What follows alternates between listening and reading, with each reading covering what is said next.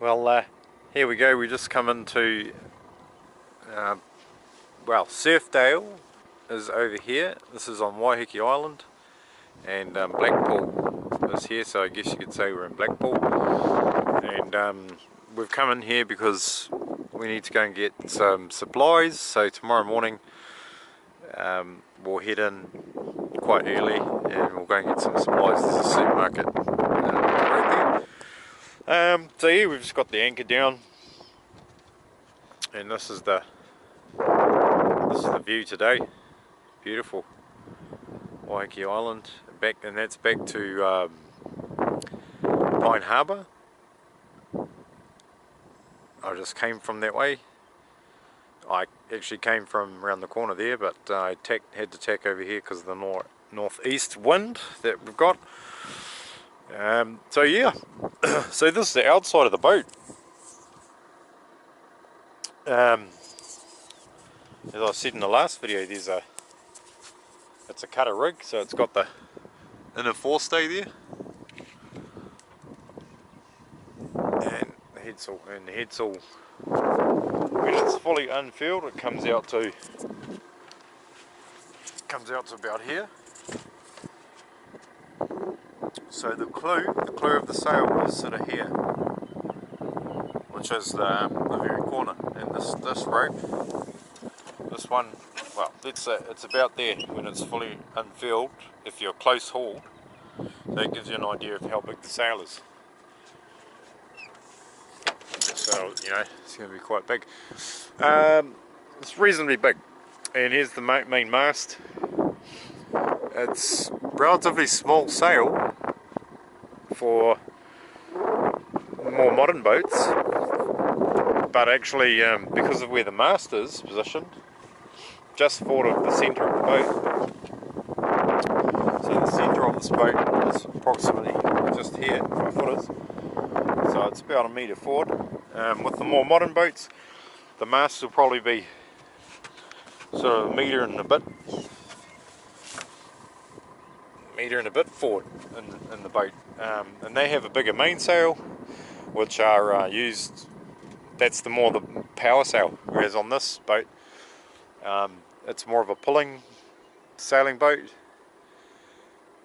so it's best on the beam reach, and that's why it's got a really big headsail. And you find that you have to reef on this boat, you have to reef down the main quite early, because you get the boat just gets pressed over too much with too much main there, so you end up getting a lot of weather helm, which is where it's harder to steer the wheel, or you need more turns on the wheel to hold a straighter course, which creates drag and so on. So yeah, as I say, I've done a lot of work. Here's the anchor locker, and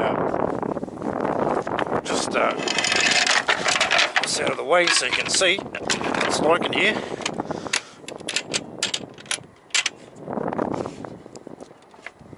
Okay, so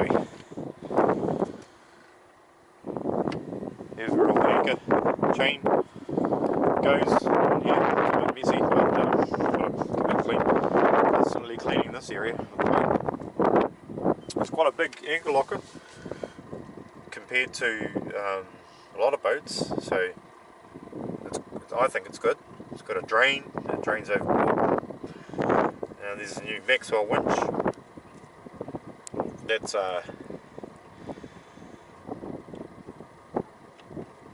just awesome. Changed the game for me using the boat. It's electric winch. Oh, here's a couple of ducks just come to say hello. Hello.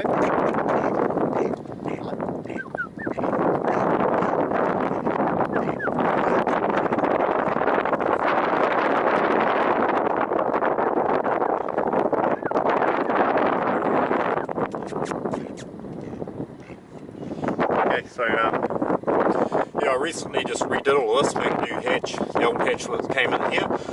Actually, this whole piece of this whole winch, everything I've just put in, the original winch was over here, and the foot switch for it was over here.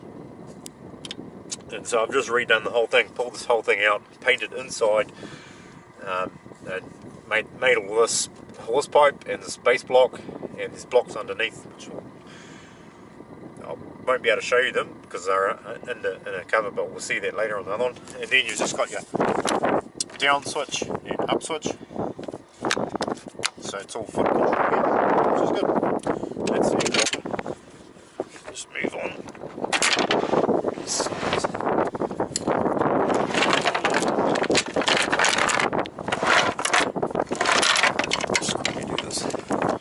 Another thing I added on here was this piece.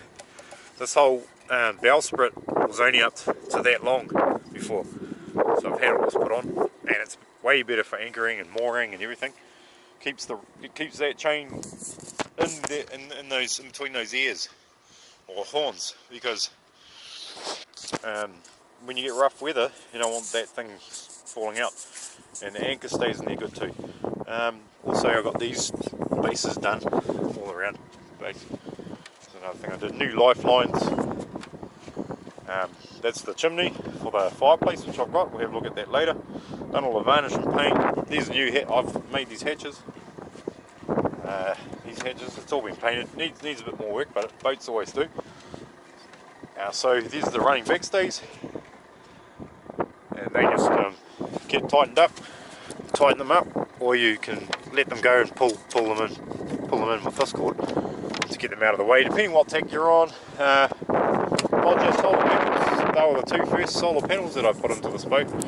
They're 270 watt panels, but on the top, chop, boom, this bad boy here is a 200 watt solar panel, and that gives me all the power I need. I don't have a wind generator, so even in the winters we have in New Zealand where it's quite cloudy, still get heaps of charging from those solar panels. And now we just come into the cockpit. So over here I made all these doors. I got the edges done, but I shaped everything. These came with the boat, as did the bimini. It had a lee cloth, but I got a new lee cloth and I fitted all that, and I just had them do the edges and stuff like that. I've done all the varnish, paint in here, all this. Paint and your usual stuff like service the winches. I've still got to paint this cockpit area. It's another job, but I have already done all this varnish, and I put this rail on. So now the GPS is over here.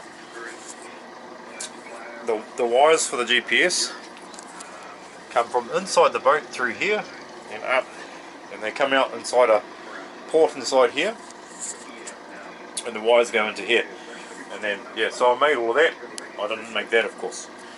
It's got self-steering there. I made all that. And the control lines are here and here. They go through the cockpit drains and down the back of the boat. And that's the wind vane steering there.